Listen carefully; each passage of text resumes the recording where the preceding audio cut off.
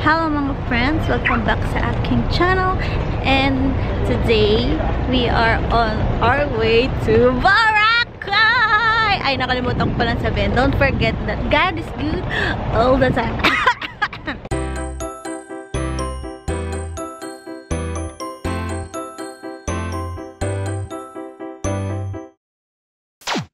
And ngayon nandito kami sa Batangas Pier, hindi kami sa airport kasi ang sasakyan namin papunta sa Boracay ay barko. Kaya ito, may bag ako, may bag, and then another bag kasi I never pack light. Sana hindi kami maiwan kasi parang alam ko twice a day lang may biyahe papuntang Boracay. From here, first time namin magbo-Boracay and I'm excited kasi 9 hours ang biyahe namin. So parang kang pumunta sa Australia via airplane. Yung oras ng biyahe papuntang Boracay from here. Pero mas gusto ko yan kasi mas na-enjoy ko yung time spent papunta. Yun yung pinaka-exciting part for me sa pagta-travel is yung oras ng biyahe papunta. So, okay lang sa akin yung mga long travel hours na yan. Excited ako kasi first time ko pumunta sa Boracay. Kompleto kami. We're the whole family. Si ate nandun. Ate! Happy ko, kompleto tayo. Say hi! Diba? Rarampa na siya. Ready na siyang lumarga. Ayan. Ngalay na ako mag-vlog, guys. Ang dami ko nang duda. Later na ulit.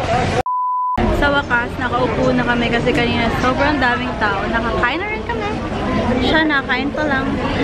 So, roll call tayo. Kuya, present. Ate, present. Daddy, present. Si Mami, ay, Mami! Say present! Present! Present! Present! Ano na ngayon? 7. Sabi around 8. Pwede na kaming sumakay. Ano ba tawag? The ship? Barko? Or Passenger? basta dun sa sasakyan namin. Then 9 alis. Around 6 a.m. darating. Kasi nga, 9 hours. Do the math. 9 to 6 a.m. is 9 hours. 9, 10, 1, 2, 3, 4, 5, 6. Tama. Sayang. Ito pala yung tsura dito sa terminal. Kanina mas madami yung tao. At least aircon siya, which is good. Yun yung mahalaga. Pag nag-wait ka, kailangan malamig. Open. Sa wakas, pasakay na kami sa barko. Gabi na. It's almost 9 o'clock na. 9 yung boarding namin na nakalagay sa ticket eh.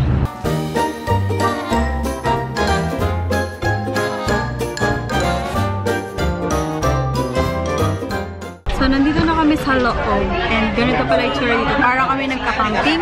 May kanya-kanya kaming bed. Ayan, dito si ate. Dito si kuya. Then dito ako. Sa taas kaming lahat. Si mami at daddy nandun sa kabilang ibayo. Ayan.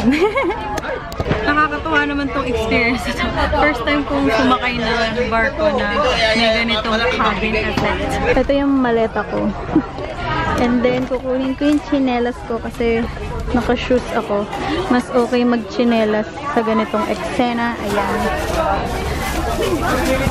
So, i-recommend ko pag magsasakay kayo sa ganito papunta somewhere, mag-chinelas na lang kayo para makakatulog kayo agad. And wear something, hindi pala something, your most comfortable outfit kung gabi naman kayo babiyahe. Bukas na kayo umawar sa Boracay. Yung pinaka-comfortable. Kaya ako ngayon, t-shirt tsaka leggings lang suot ko. Medyo hectic lang kanina yung pagpunta dito. Like yung boarding na. As in, may pila pa sa labas. So kung umaga ka pipila, ang init. Pero ngayon, gabi. So walang araw, okay lang. Mas okay magbiyahe ng gabi. Kung lang naman magbabarko kayo papuntang Boracay. Mostly kasi, ano ba sinasakyan? Airplane. Tsaka, chinek pa yung bag. May K9 effect pa. Check pa yung body mo if i-freeze ka. Then, ang daming stop. First batch, second batch, whatsoever. So, hi. May mga kapitbahay ako dito. Ano yun?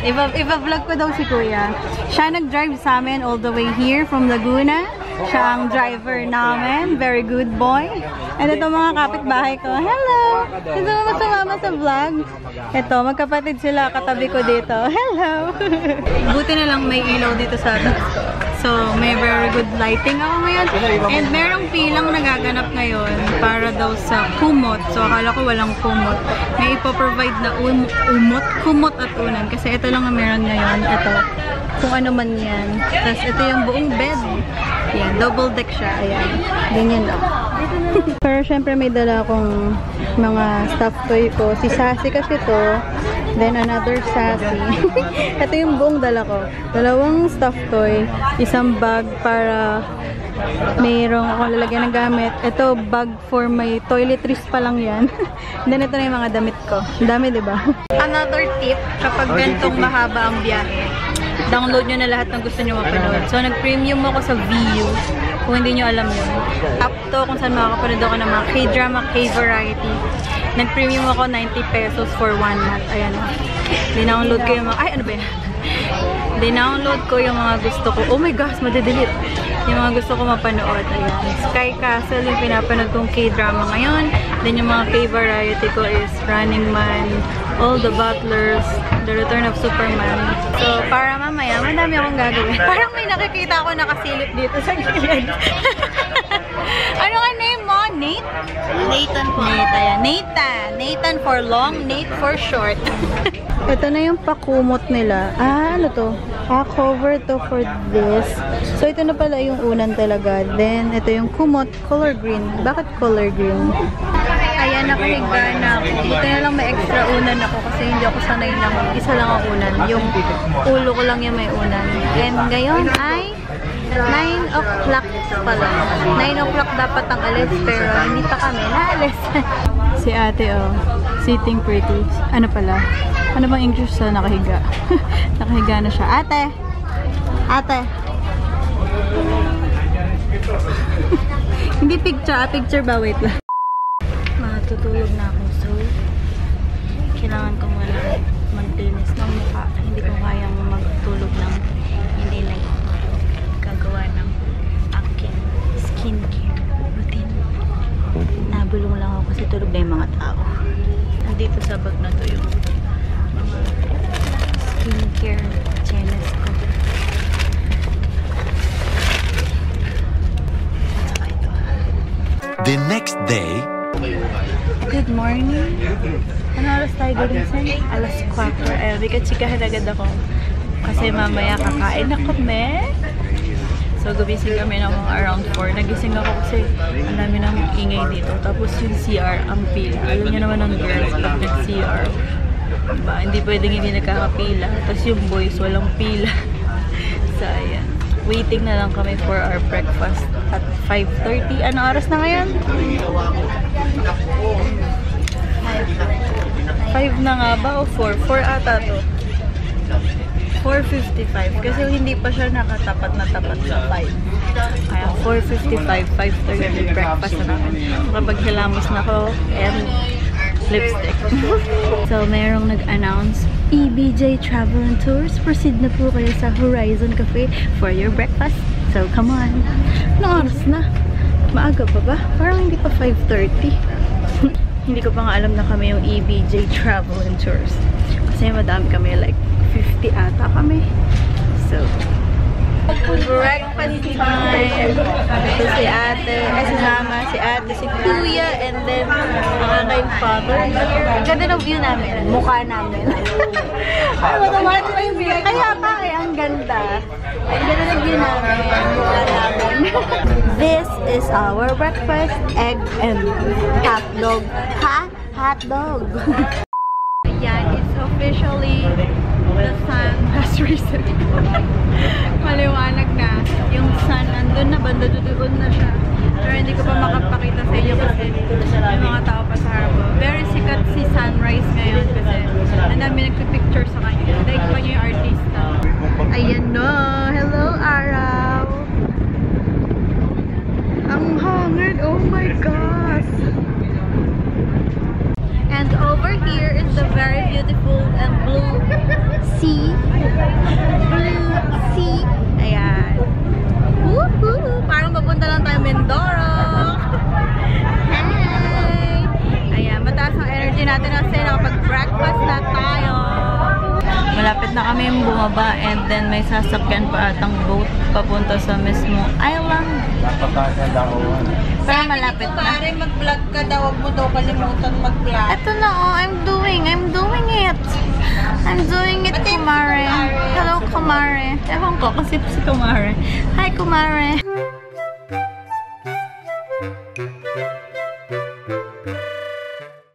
We're here sa Katiklan.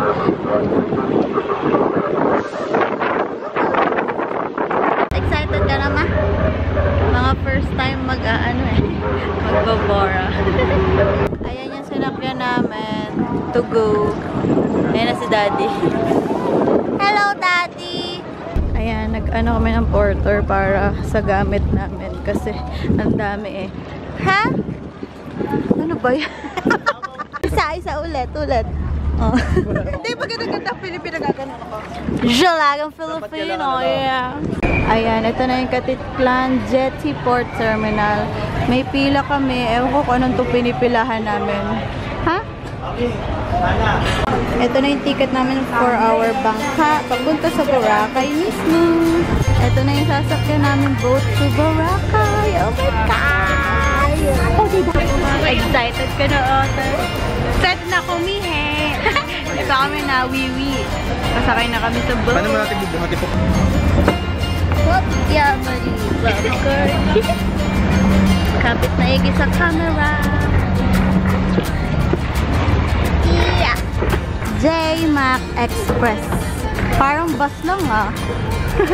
Wow! Where's Daddy? Mabuesto na agad Daddy ah. Nasa boat na kami. Ayan, nandito ako sa may window side kasi para makapag-vlog ako. Ano? Sinong post? Of course, para safe tayo sa biyahe natin. We're gonna wear our life jacket para if ever, wag naman sana, diba? Meron tayo life jacket, color orange. We're leaving! Goodbye! And hello later, Boracay! Nag-nyel pa yung mag-asawa. Nelsie! We're on the move! See you, Boracay! Grabe, medyo malakas. Medyo lang naman yung alon. Kasi ayun, no, gumagano. Kita nyo ba? Gumagano yung ano pa. And that's the wave. Ewan ko kung nakikita nyo yung pag-alon. Ayun, no. Kita kaya na umaalon? Ayun, no.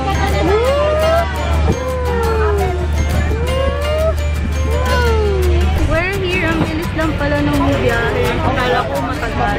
Parang 15 minutes. We're here. And Boracay Island, Malay, Aklan. Yay! We're here. Ayan na. Lobat na ako. OMG.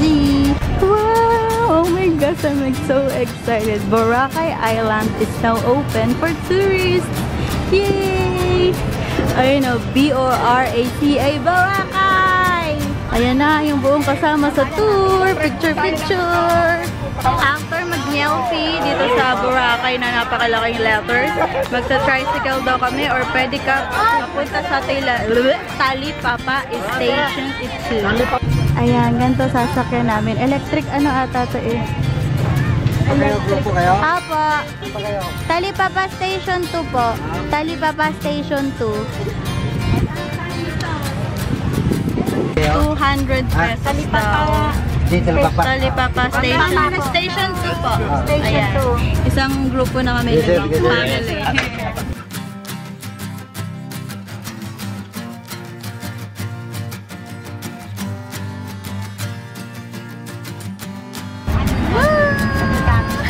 Saya naman na itong biyahe na to. Solar powered! Andito na kami sa Talipapa Station 2. Lobat na ako and sobrang lagkit na ako sa katawan ko. So, end ko na yung vlog ko for today. Abangan nyo yung susunod kong vlog, which is yung first day namin sa Boracay. See you and God bless you. Bye!